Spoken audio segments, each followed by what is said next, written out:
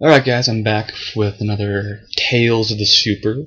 Your abilities are awesome and may be called upon by concentrating your thought energy with definite purpose.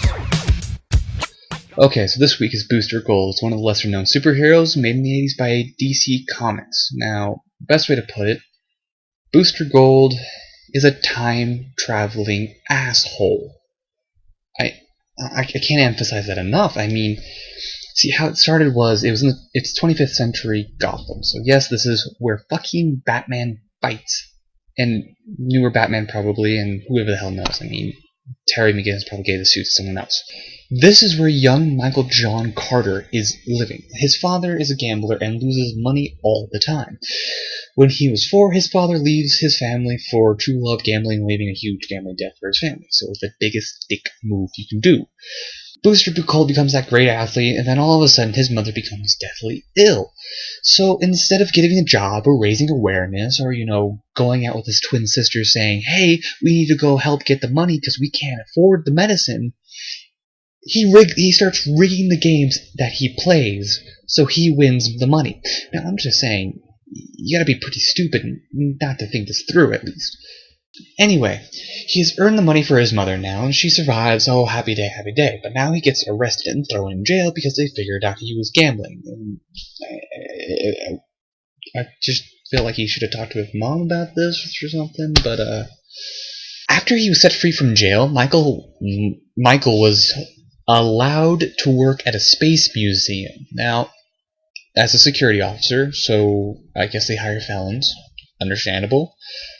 He's trying to restart his life. He's trying to become a better man, even though he's a stupid one. But one day, he decides, I want to change everything about my life. And so what he does is he steals Rip Hunter's time machine. Yes, his time machine. A ring, power gloves, and a belt that has force fields, and a robot named Skeet. Now, we'll come back to Skeet here in a minute. Now, he steals all this stuff, travels back in time, and saves the president, the current president at the time being Ronald Reagan. So, he saves the president from a lesser-known supervillain named Jiller, who never comes back after this issue. So, he saves him, and then, he wanted to be named Gold Star. I'm wondering how he got the suit and everything for the entire situation. But anyway, he wants to be said Gold Star, but too nervous. He's up there and goes, my name's Booster Gold. He then stutters and screws it all up. He was then there named for Booster Gold, I guess, and he's just a time traveler, and he's just a big hit. So what does every superhero do? They go hire a manager, I guess. Well, that's what he did. And so he hires a manager, and his name is Dirk Davis, and started Gold Star Inc. in Metropolis with Trixie Collins, the secretary. So now Booster Gold is making money off his superhero. So this guy is already being a big enough asshole. Because as a superhero, you're supposed to be noble and good. But he's not. See, he time travels and finds an issue with the president, saves the president because he knows it's going to happen because Skeet is a historical robot. And knows it's going to happen, and then I think that's cheating as a superhero, really. I mean, steal, fix point in time, save the president, starts Gold Star Inc., and then make a bunch of money, and then give no money to his family that's still in debt, I bet, for his jail time, his father's gambling issues.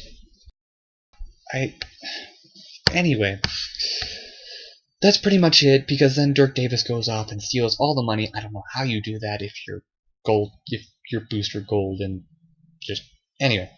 During the time of when Booster Gold was having the issues with Dirk Davis, Booster Gold met his best friend named Theodore Cord. Now, Theodore Cord is the second Blue Beetle. There's 3 Blue Beetles, the newest one being like Jamie Rise or something like that, and second one being Theodore, and the third one being Daniel Garden. Now, Daniel Garnet was the first Blue Beetle who had the scarab that gave him the superhuman abilities. But the problem with Theodore was he couldn't get it to work, because it's basically working on there going, I can't get the fucking thing to work. Now, the issue at hand was, so since he couldn't use the Scarab, he basically became fucking Batman. I guess DC loves the fact is, if he doesn't have superpowers, he's gonna be exactly like Batman. Not saying any certain names involving Green Arrow, but not. But from there, they find out that Theodore's father was gonna go rule the world, and then Theodore tries to stop him. This is the quick version. Tries to stop him with Dan Gardner, the original Blue Beetle. He gets shot, and then Blue Beetle dies, passes on to Theodore. Theodore can't get the thing to work, and then pretty much is this acrobatic guy and pretty smart. You know, I think. I mean, smarter than Batman some days.